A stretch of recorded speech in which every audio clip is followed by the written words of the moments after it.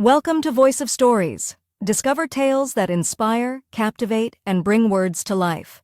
Subscribe for unforgettable stories. The Gilded Cage. Rachel Morgan dramatically sighed, swirling her champagne in the fine crystal flute as she sat at a corner table of Le Manhattan's exclusive cafe restaurant. Her Louboutin heels crossed elegantly beneath the table, while her perfectly tailored Chanel blazer clung to her like an armor. The air was thick with the faint scent of expensive perfume, the delicate hum of conversation from the elite crowd around her, a distant, soothing backdrop. At her side sat her best friend, Hannah Thompson, a woman whose sharp business acumen and impeccable taste had made her one of New York's most powerful PR moguls. Hannah took a slow sip of Dom Perignon, her lips curving into a knowing smile. "Come on, Ra, you have to admit, Thomas has kept you living the Park Avenue dream. The luxury, the power, the lifestyle, you've got it all." Rachel's perfectly manicured fingers drummed absent-mindedly on the edge of her glass. "Oh, please, Hannah. What good is all this money when I can't get rid of him?" Her voice dripped with frustration as she glanced around the room, eyes darting over the gold-rimmed crystal chandeliers and the fresh-cut roses on every table. Despite all the opulence, she felt trapped in a gilded cage. Hannah raised an eyebrow, swirling her drink before replying. "You know the prenup conditions, right? You only get half if he files for divorce. But if you file, you get nothing, so don't file. Find him someone to care for him. Someone who won't ask too many questions. Someone desperate." Rachel blinked, processing the idea. "You mean, hire a caretaker?" She leaned back, her lips curving into a smile. "You're suggesting I trap him in a home in the Hamptons, pretend it's for his health, and keep him out of the picture?" Hannah's laugh was soft, but it carried the weight of someone who was used to getting what she wanted. "Exactly. You get your freedom, and your assets stay intact. Thomas gets care, and you don't have to deal with him anymore. It's perfect." Rachel shook her head in disbelief, a small laugh escaping her lips. "I never knew you had such a devious mind, Hannah. I love men, and I love money. The two are practically inseparable. Besides, men don't like smart women. They prefer us playing dumb. Why disappoint them and risk losing both?" Hannah leaned back, enjoying the moment of triumph. Rachel's eyes narrowed thoughtfully. "And I suppose you also know where to find this perfect caretaker? Someone who won't start asking questions?" Hannah's smile widened. "Leave that to me. You focus on preparing Thomas for the move. I'll take care of the rest." The two clinked glasses, sealing their quiet conspiracy. The sound of their laughter blended with the faint clink of silverware and murmurs of Manhattan's elite. For Rachel, it felt like the first real breath of freedom she had taken in months. For Hannah, it was just another in a long line of well-executed schemes. Meanwhile, in the penthouse of their Upper East Side home, Thomas Morgan, once a powerful financier with sharp eyes and a sharp mind, sat alone in his study. His hands fumbled over the surface of his mahogany desk, the once pristine furniture now a symbol of his fading world. Even the special prescription glasses he'd bought at a great cost could no longer help him navigate the darkness closing in on his vision. He could barely make out shapes and the words on the screen of his laptop, where his trusted assistant had begun reading his emails aloud, blurred into incomprehensible fuzz.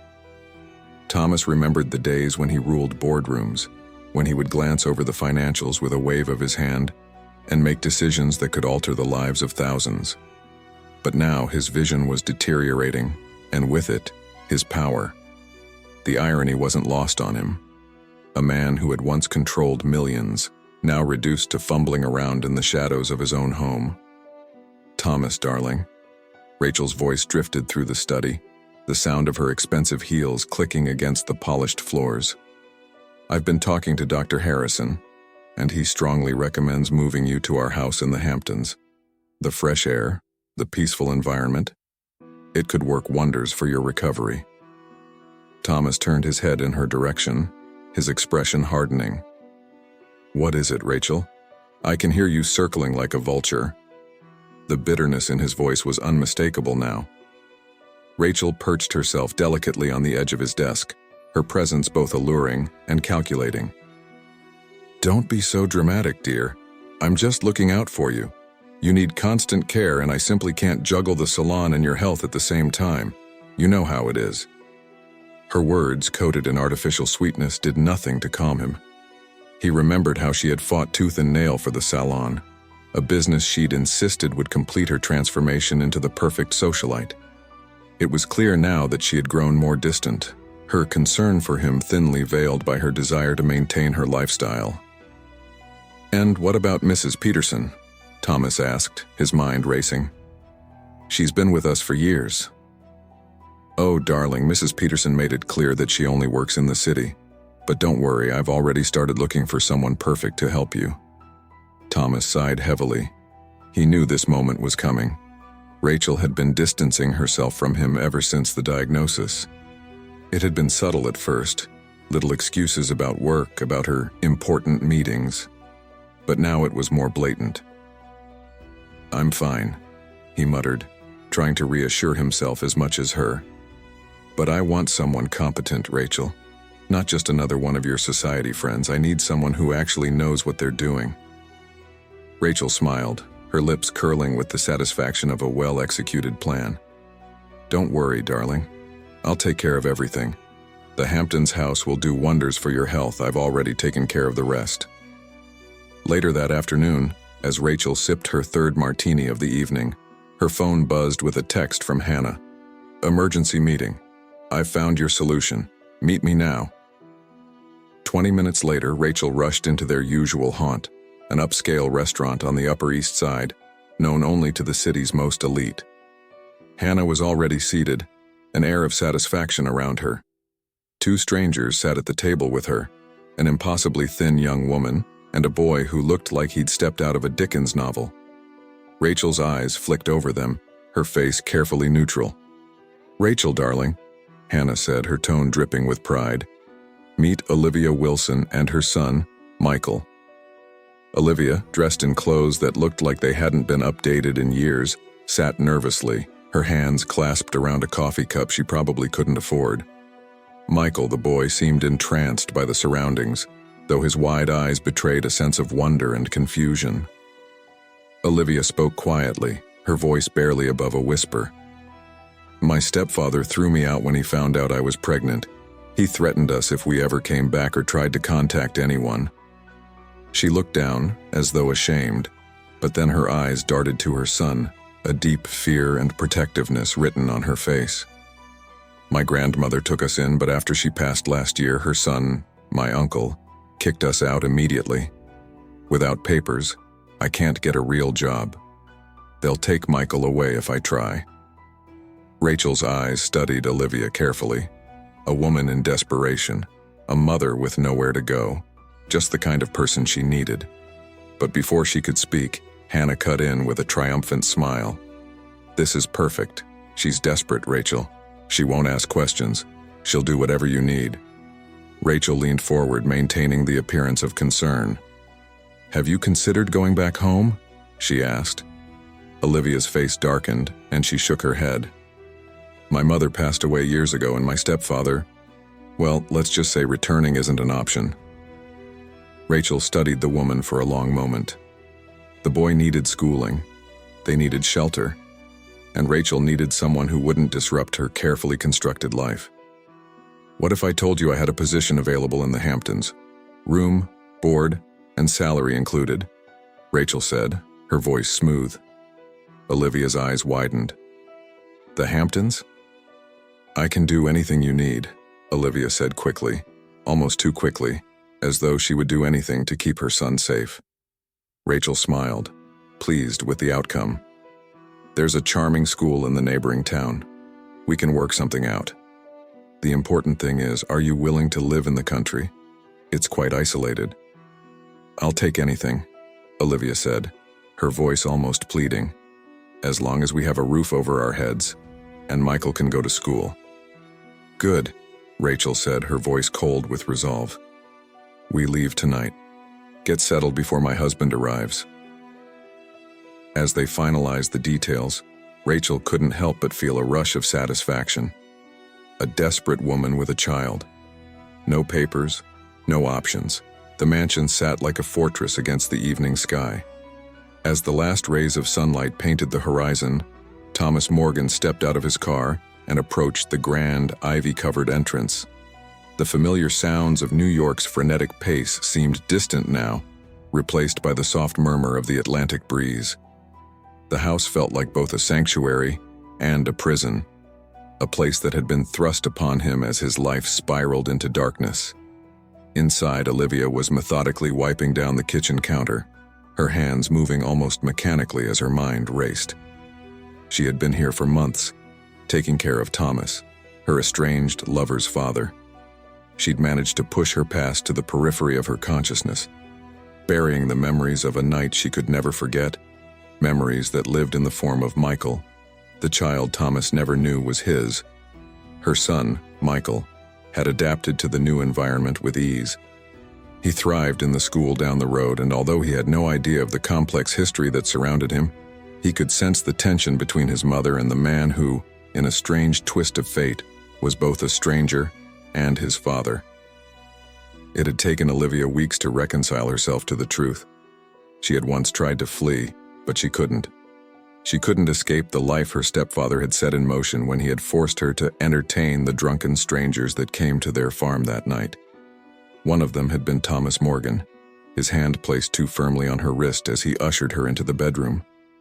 His actions had been drunk and thoughtless, but the consequences had reverberated through Olivia's life like a thunderclap, forcing her to endure the humiliation and eventual rejection of her own family. Her stepfather, in a moment of cruel opportunism, had sold her for a night of indulgence, with Thomas unaware of the life that would come from that mistake. But here she was, in the Hamptons, caring for Thomas, whose sight had been taken from him by a mysterious illness, making him as vulnerable as anyone else. And in Michael, he saw only a stranger, a child who looked like him but whose existence was a painful reminder of the past he wished he could forget. Olivia never thought she'd have to face him again, but fate had a way of making its own decisions. As Olivia adjusted a dish in the oven, she heard the familiar sound of footsteps, slow, deliberate. Thomas. She steeled herself, breathing deeply before she turned to face him. He had become a shadow of the man he once was, his once sharp mind clouded by the darkness of his vision loss and the weight of years spent chasing wealth, power, and control. "You're still here?" His voice was rough, filled with more resignation than anger. He didn't need to see her to know she was standing at the counter. "I'm here because you need me," Olivia replied quietly, her back still to him. She wasn't sure if that was the truth anymore, or if she had convinced herself of it over the past few months. She had become his caretaker out of necessity, but over time, something had shifted. Her resentment had dulled, and she found herself conflicted, torn between the anger of her past and the man before her now, struggling to reclaim a life he'd lost. "I need more than someone to help me read my emails," Thomas said bitterly, slowly making his way toward the kitchen table. "I need everything back. The business, the empire, my dignity." His voice faltered, a crack of vulnerability betraying his bravado. "But I lost it all." Olivia paused. "You did. And so did I." It had been a long time since she'd spoken to him so frankly, and the words hung in the air between them. She could feel the tension like a heavy weight, but she refused to back down. "Michael," she said, her voice soft but firm. "He's your son. You might not know him, but he's here, and he needs something from you. Something you can never give him, but something you can at least acknowledge." Thomas flinched at the mention of Michael. I know what I've done. But, Olivia, I never asked for any of this. Not the blindness, not the secrets, and certainly not the shame." Olivia turned to face him now. The years of bitterness, Resentment and heartache seemed to melt away as she looked into his eyes, not the eyes of the businessman who had once terrified her, but the eyes of a man humbled by his own choices, now forced to confront the cost of his past actions. "You didn't ask for any of it, Thomas," she said, her voice trembling with the weight of her own regrets. "But you were complicit in it all, and for that there's no going back." There was a long silence as Thomas processed her words. He looked at her, the woman who had endured so much in silence, raising his son alone while carrying the burden of his sins. He felt a deep sorrow, but more than that, he felt something stirring inside him, a recognition of the life that had been taken from both of them, and the possibility of something better, something more honest. "I can't change what happened," he said finally, his voice thick with emotion. "But I can try to make things right. I can try to make it right with you, with Michael, if you'll let me." A soft sound broke the silence, the rustling of small feet on hardwood floors. Michael, ever the curious child, had been listening from the top of the stairs. His wide eyes locked onto his mother, and then slowly, cautiously, he approached them. "Mom, is Mr. Thomas my dad?" His voice was hesitant, but there was a quiet hope in it, an innocence that made Olivia's heart ache. She could see it now. The boy was so much like Thomas, yet so different. Olivia kneeled down to his level, her heart in her throat. She brushed a stray lock of hair from Michael's forehead and smiled softly. "Yes, sweetheart, he's your dad." Thomas's heart nearly stopped as the words hung in the air. He had never known this child, but he felt a connection now that went beyond blood. A connection forged by his own mistakes, his own regrets, but also by something raw and real. He was Michael's father, whether he was ready to face it or not. Michael's eyes lit up. "Does this mean you'll be around more? I like you. You're nice to me." Olivia blinked back tears, looking up at Thomas, who stood motionless as though paralyzed by the weight of this truth. Slowly, he nodded. "Yes," he whispered, his voice barely audible. "I'll be around." The moment hung between them, quiet, fragile, full of promises unspoken. Olivia could feel the tension slipping away, but there was still so much to work through. A lifetime of hurt, lies, and mistakes couldn't be undone in a moment. "I can't promise things will be perfect," Thomas continued, his voice thick with emotion. "But I can promise to try. To make up for everything I've done. For all the years I wasn't here." Olivia stood slowly, and for the first time she took a step toward him. "You don't have to make promises, Thomas. Just show me. Show me that you can be the man I hoped you might become. For Michael. For both of us." She extended a hand to him, the first gesture of true reconciliation between them. As Thomas took her hand, he realized something. The redemption he sought didn't lie in power, money, or control. It lay in the quiet moments of vulnerability, in the chance to make amends, to rebuild a life not on lies, but on truth. Outside, the last light of day faded, and the darkness that had haunted them for so long seemed less threatening. Together, they stood at the threshold of something new, something fragile, but real. For the first time, they were no longer afraid of the dark.